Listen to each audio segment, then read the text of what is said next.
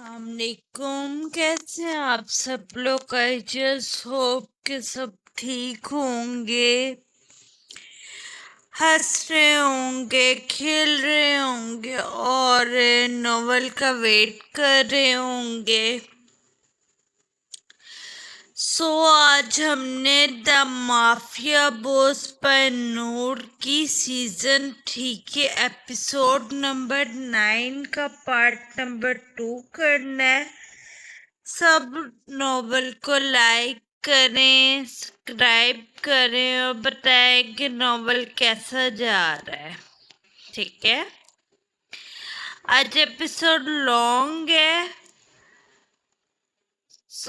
सबने अच्छे कमेंट करने। ठीक है, और ये जो मेरी वॉइस ओवर सुनते हैं वो मुझे बताएं कि एक एपिसोड के ऊपर सीजन 1 की डिमांड बहुत ज़्यादा है, तो एक एपिसोड के ऊपर सारा सीजन 1 में पोस्ट कर दूं। अगर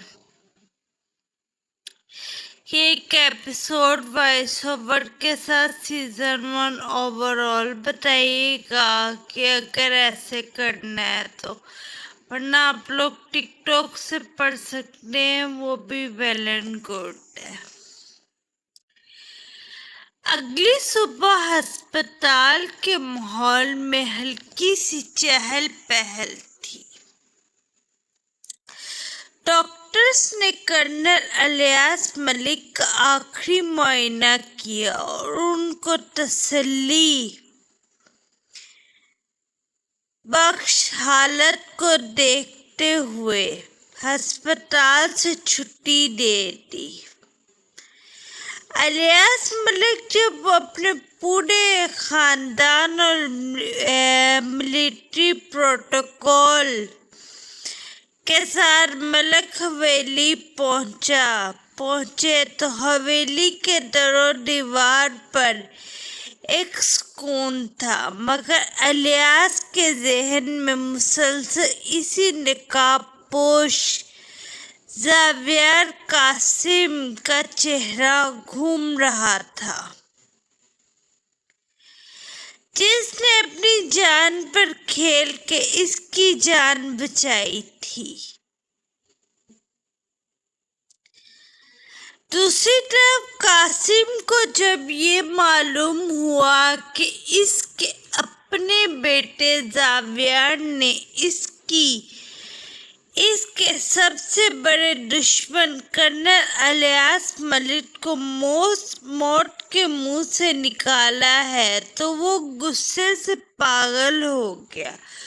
वो किसी तूफान की तरह शाहज़ेन ज़ावियर के बंगले के अंदर दाखिल हुआ, जहाँ शाहज़ेन लॉन्च में सोफे में बैठा एक गहरा सांस ले रहा था। कासिम आते ही ढांढते हुए, चेहरा गुस्से से सुर्ख, ज़ावियर, ये क्या घटिया हरकत की है तुमने इलियास मलिक को क्यों बचाया? तुम भूल गए कि इस खानदान ने हमारे साथ क्या किया था? तुम भूल गए सब कुछ? वो मर रहा था, तुम मरने देते इसे? शाहज़ेन सोफे से उठा, उसकी आंखों में कासिम के लिए वही पुरानी नफरत और हकारत थी। इसने अपनी जैकेट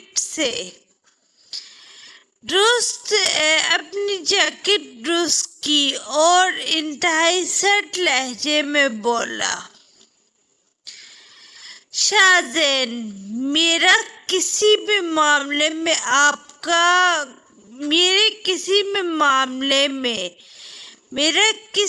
मामले से आपका कोई ताल्लुक नहीं है।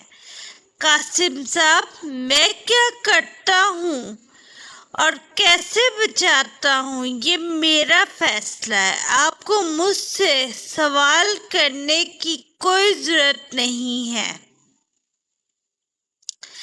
قاسم ابھی کچھ بولنے ہی والا تھا کہ اوپر سے نمرا بھاگتی ہوئی سیڑھیوں سے نیچے آئی. قاسم کو دیکھ کے اس کی آنکھوں سے جیسے امید کی ایک کرن جاگ اٹھی. وہ دوڑ کے قاسم کے پاس پہنچی اور ان کا ہاتھ پکڑ لیا.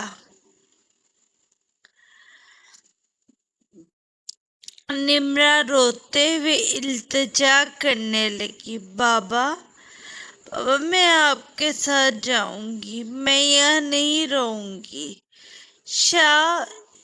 شاہ مجھے بہت ڈانٹتے ہیں، کہتے ہیں ماروں گا، اور جب میں اپنی وہ پرانی گولی مانگتی ہوں تو یہ کہتے ہیں یہ مجھے نہیں دیتے. بابا آپ مجھے وہ گولی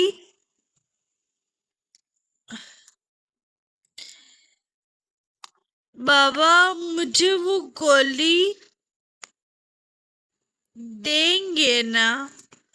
مجھے اپنے ساتھ لے جائیں گے؟ قاسم نے نمرا کی آنکھیں آنسو دیکھے. اسے شاہزین کی طرف ایک چالاک نظر ڈالی. وہ نمرا کی آڑ میں شاہزین کو نیچا دکھانا چاہتا تھا. اس نے نمرا کا ہاتھ تھام کر شاہزین سے کہا I'm sorry. یہ پتہ نہیں کیا ہو رہا ہے.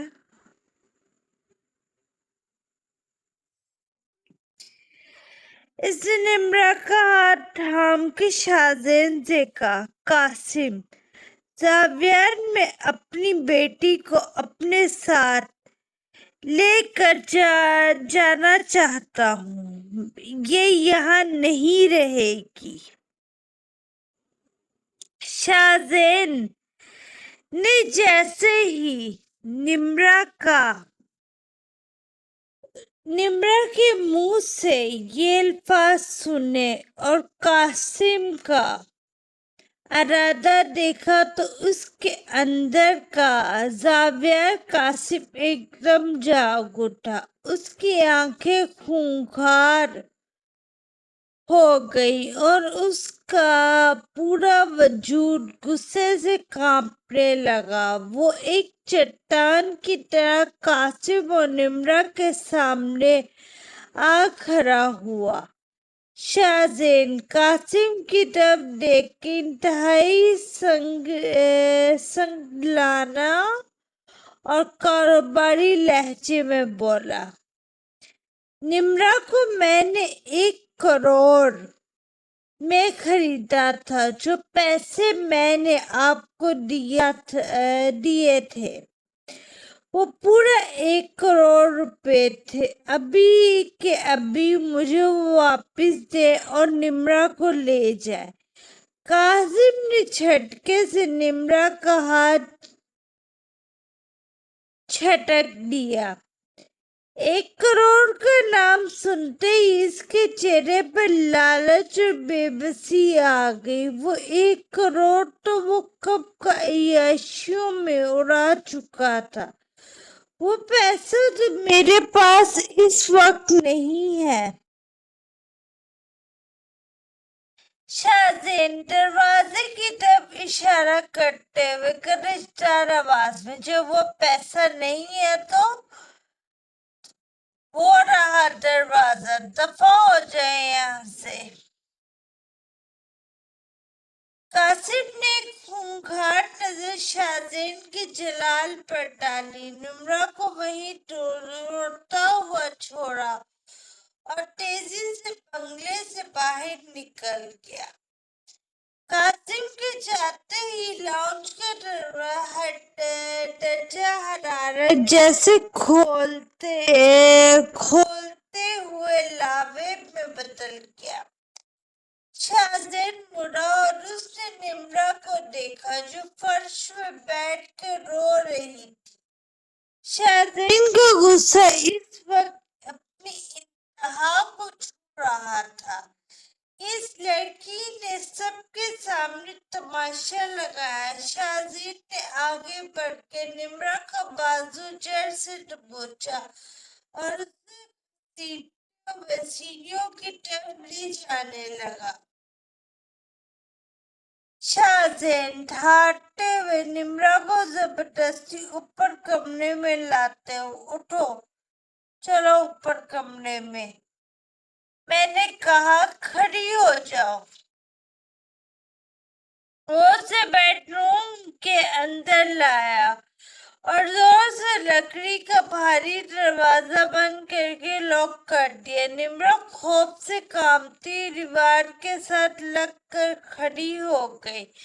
शाहजैन ने आगे बढ़ के इसका चेहरा अपने मजबूत हाथ में दबोच लिया। इसकी उंगलियां निम्रा के मासूम गालों पर धंस रही थी। शाहजैन हर लफ्ज चबा के होलदार आवाज में, तुम्हें मना किया था ना, मैंने कहा था ना कि इस गोली का नाम भी अपनी जुबान अपने नाम भी अपने मुंह से नहीं लेना। फिर बकवास की है तुमने। आज मैं तुम्हारी खाल उतार दूंगा, याद रखना। निम्रा बुरी तरह चली आई, दर्द और खौफ से तड़प कर। नहीं शाह, छोड़ने, मुझे मारना नहीं प्लीज। अब नहीं करूंगी, नाम नहीं लूंगी।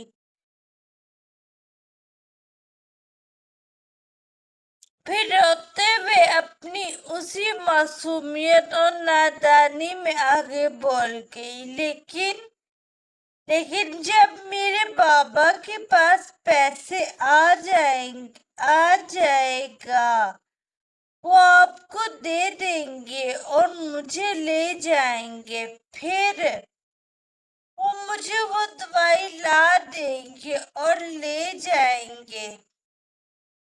ये सुनते ही शाहजैन का दिमाग बिल्कुल घूम गया। उसने निम्रा को पीछे बेड की तरफ जोर से धकेला। शाहजैन, तुम्हारा बाप पैसा ला कर देगा तो क्या मैं बेचने के लिए खरीदा है? मैं तुम्हें कभी नहीं बेचूंगा, ना ही कहीं जाने दूंगा। तुम हमेशा जिंदगी भर मेरे साथ रहोगी, समझी तुम? निम्रा खौफ और वहशत में पागल होकर वही घटिया अल्फाज बोल गई जो कासिम ने उसके मासूम जहन में डाला था। नहीं रहूंगी, आप प्लीज मुझे रखेल बना कर रख ले। बाबा कहते हैं कि रखेल बनने से बहुत पैसा मिलता है। थप्पड़। एक जोरदार गूंजता हुआ थप्पड़ शाहजैन ने निम्रा के मुंह पर मारा। थप्पड़ इतना शदीद था कि निम्रा का सर चकरा गया और वो बेड पर जा गिरी। मगर शाहजैन का दिमाग यहाँ भी नहीं रुका। इसके कानों से रखेल जैसा लफ्ज गलीस लफ्ज पिघलते हुए शीशे की तरह उतरा था, जो वो अपनी इस बीवी के मुंह से सुन रहा था, जिसे वो दिल से इज्जत दे चुका था, दुनिया की हर खुशी देना चाहता था। दूसरा थप्पड़, वाह लाना। तीसरा थप्पड़। شاہزین نے اسے بالوں سے پکڑ کے اٹھایا. اس کا چہرہ غصے اور جلال سے پاگل ہو رہا ہے. رکھیل بننا ہے تمہیں؟ جانتی ہو رکھیل کیا ہوتی ہے؟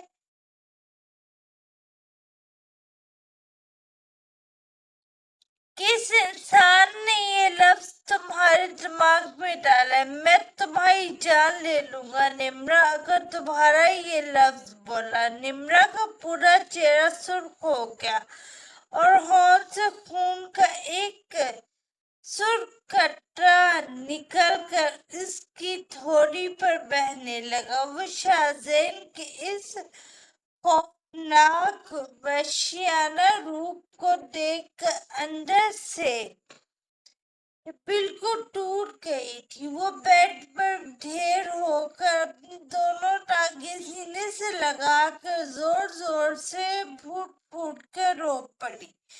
اس کی انگلیاں بند کمرے کی دیواروں سے ٹکرا رہی تھی. وہ خوف سے اتنی بری طرح کانپ رہی تھی کہ اس کے منہ سے اب کوئی لفظ بھی نہیں نکل رہا تھا اور نہ ہی شاہزین کا سامنا کرنے کی ہمت تھی. شاہزین کمرے کے بیچوں بیچ کھڑا ہانپ رہا تھا. اس کے اپنے ہاتھ کانپ رہے تھے اور آنکھوں میں غصے کے ساتھ ساتھ ایک گہرا غصہ تھا. وہ نمرا کو دنیا کی ہر عزت دینا چاہتا تھا مگر نمرا کا اپنا ذہن اس زہر کی وجہ سے اس حد تک تباہ ہو چکا تھا کہ وہ اپنے ہی ہاتھوں اپنی بربادی مانگ رہی تھی. بند کمرے کی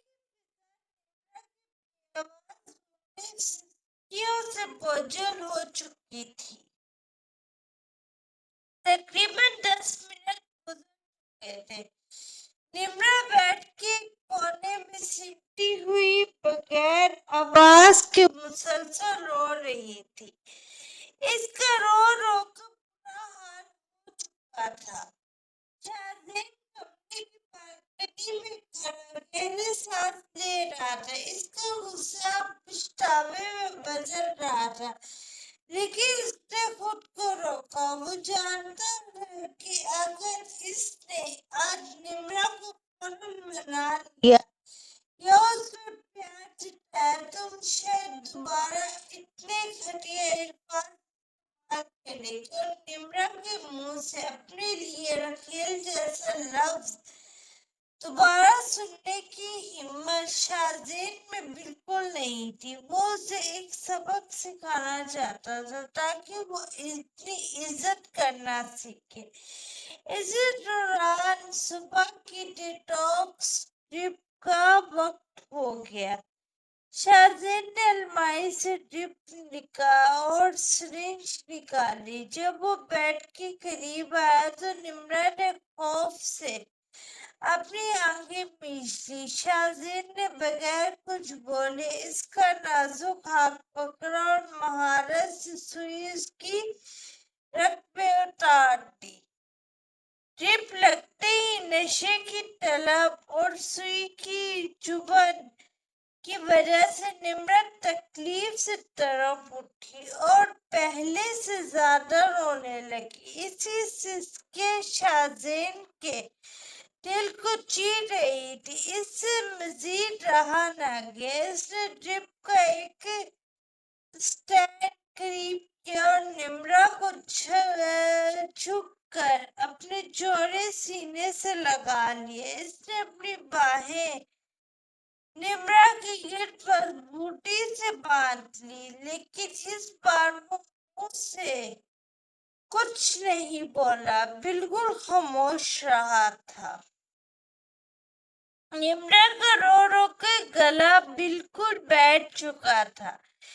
اس کے حلق سے اب آواز بھی نہیں نکل رہی تھی. شاہزین نے نمرا کو سیدھا کیا. سائڈ ٹیبل سے پانی کا گلاس اٹھایا اور نمرا کے لبوں سے لگا کر اسے زبردستی تھوڑا سا پانی پلایا تاکہ اس کا گلا خشک نہ ہو. پانی پینے کے بعد ہو رہی تھی۔ شاذن نے اپنا لہجہ تھوڑا کیا۔ شاذن، اب کیا تم دوبارہ پٹائی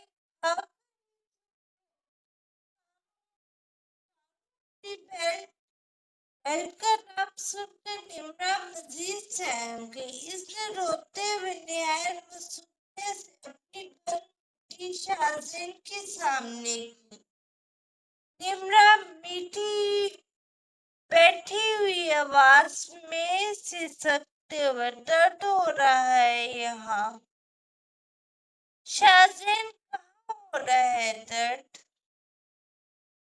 نمرا نے پہلے اپنا وہ ہاتھ دکھایا جس میں ڈرپ لگی تھی اور پھر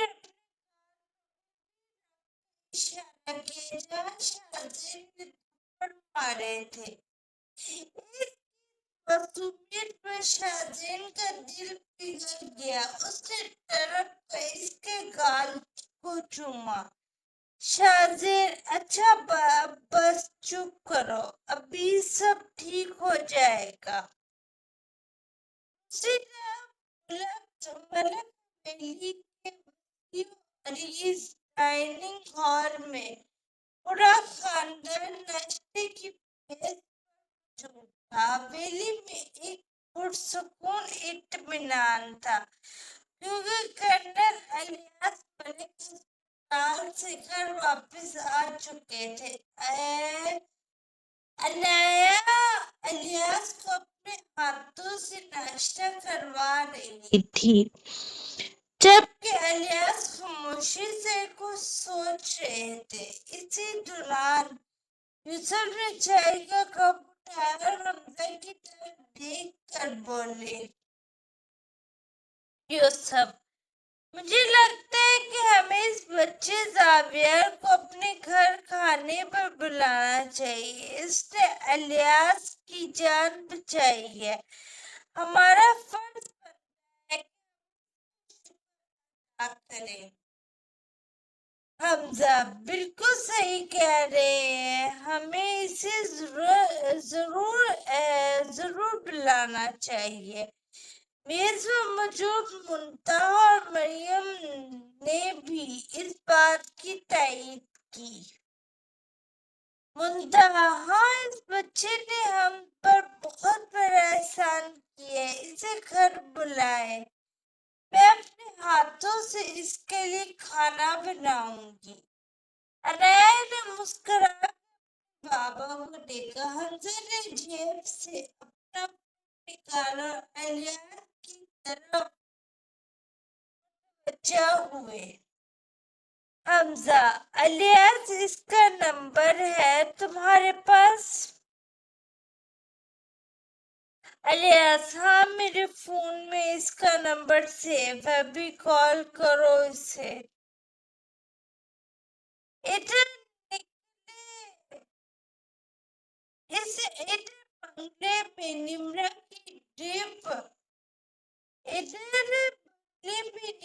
کی ڈرپ ختم ہو چکی تھی۔ شاذن نے سوئی نکالی اور نمرا کو اچھے سے فریش کروایا۔ اب وہ شاذن اس کے پیچھے بیٹھ کر اس کے بکھرے ہوئے بالوں میں نرمی سے کنگھی کر رہا تھا۔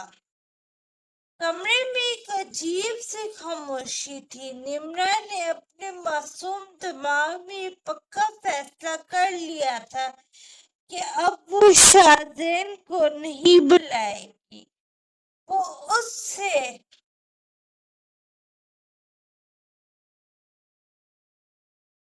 نہیں بلائے گی اور اب وہ اس سے شدید ناراض تھی اور واقعی وہ اسے پکار بھی نہیں رہی تھی۔ دوسری طرف شاذن بھی خاموش تھا، وہ بھی اسے نہیں بلا رہا تھا، لیکن وہ اپنے ہاتھ روک نہیں سکا۔ وہ نمرا کے بال اتنی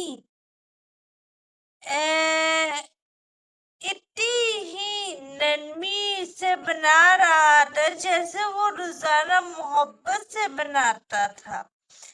اسی وقت شاہزین کی جیکٹ میں موجود فون بج اٹھا۔ اسکرین پر ایک نامعلوم نمبر تھا۔ شاہزین نے کنگھی سائڈ پر رکھی اور فون اٹھا کر کان سے لگائے۔ شاہزین: جی زاویہ، قاسم اسپیکنگ۔ دوسری طرف سے جب آواز آئی تو شاہزین کے ہاتھ چمکے۔ وہ اس کے دادا ملک خاندان کے سربراہ کی آواز تھی۔ اس کا لہجہ ادب ہو گیا۔ شاہزین: جی السلام علیکم دادا جان۔ وعلیکم السلام بیٹا، میں الیاس کا باپ بول رہا ہوں۔ ہم چاہتے ہیں کہ تم آج رات ہمارے گھر کھانے پر آؤ اپنی وائف کے ساتھ۔ ہم سب تمہارا شکریہ ادا کرنا چاہتے ہیں۔ اپنی وائف کا نام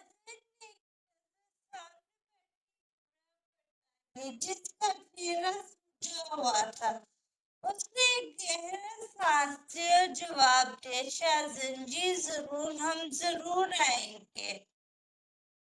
کال بند ہو گئی تو ملازمہ عائشہ کمرے میں ناشتہ کی ٹرے لے کر آئی۔ شاہزین نے ٹرے بیڈ پر رکھی اور نمرا کو زبردستی ناشتہ کروانے لگا۔ نمرا کا دل نہیں چاہ رہا تھا، لیکن شاہزین کے خوف سے اس نے بریڈ کا مشکل کھایا، مگر دوسرا نوالا لیتے ہی وہ دوبارہ رو پڑی۔ اس کے آنسو دیکھ کر شاہزین نے مزید زبردستی نہیں کی اور ٹرے سائڈ پر رکھ دی۔ اس نے ڈاکٹر کی دی ہوئی سکون آور میڈیسن نکالی، نمرا کو کھلائی اور اسے بیڈ پر سیدھا لیٹا کر اوپر کمبل ڈال دیا۔ دوا کے اثر سے نمرا کی آنکھیں جلدی ہی بند ہو گئی اور وہ گہری نیند میں سو گئی۔ شاہزین کچھ دیر اس کے معصوم چہرے کو دیکھتا رہا، پھر اس کے ماتھے کو چوما، اپنا کوٹ اٹھایا اور اپنے کام پر باہر نکل گیا۔ ملک حویلی کی سب اس دعوت میں اب ایک نیا طوفان آنے والا تھا۔ یہ تھی ایپیسوڈ آج کی۔ I just hope کہ سب کو اچھی لگی ہوگی۔ اگر اچھی لگی ہے تو لائک کریں، سبسکرائب کریں اور بتایا کریں کہ ناول کیسا جا رہا ہے، ٹھیک ہے؟ اور پلیز ہمیں بتائیں کہ اگر سیزن 1 کی ایک ویڈیو چاہیے آپ کو فل سیزن کی تو بتا دیں، اس کا وائس اوور کر کے تو اس کی ایک فل ویڈیو سیزن 1 کی شیئر کر دیں گے، ٹھیک ہے؟ اور ایک ویڈیو فل سیزن 2 کی تو نہیں ہوگی، سیزن 2 کی 2 to 3 ویڈیوز میں شیئر کر دیں گے۔ اگر آپ بتائیں، اگر ایسے چاہیے تو ٹھیک ہے، ورنہ بھی جنہوں نے ٹک ٹاک سے پڑھ سکتے وہ پھر ٹک ٹاک سے پڑھ لیں۔ باقی آپ لوگ سارے ہمیں بھی دعاؤں میں یاد رکھا کریں۔ محرم کا مہینہ چل رہا ہے، اللہ پاک ہم سب کے گناہ بخشے، ٹھیک ہے؟ اور آج یہ اس ناول کی 9 کا اچھا یہ کہہ رہے تھے پارٹس میں کیوں ہے، بیکاز اس کی ایپیسوڈ وائز بنائے ہوئے ہیں تو ایپیسوڈ وائز جو بنائی ہے اس میں پارٹ 1 اور اس میں یہ پارٹ 2 تھا. یہ 9 ایپیسوڈ کا ہی پارٹ تھا. باقی آپ سب مجھے ہمیں دعاؤں میں یاد رکھیں. اوکے, اللہ حافظ.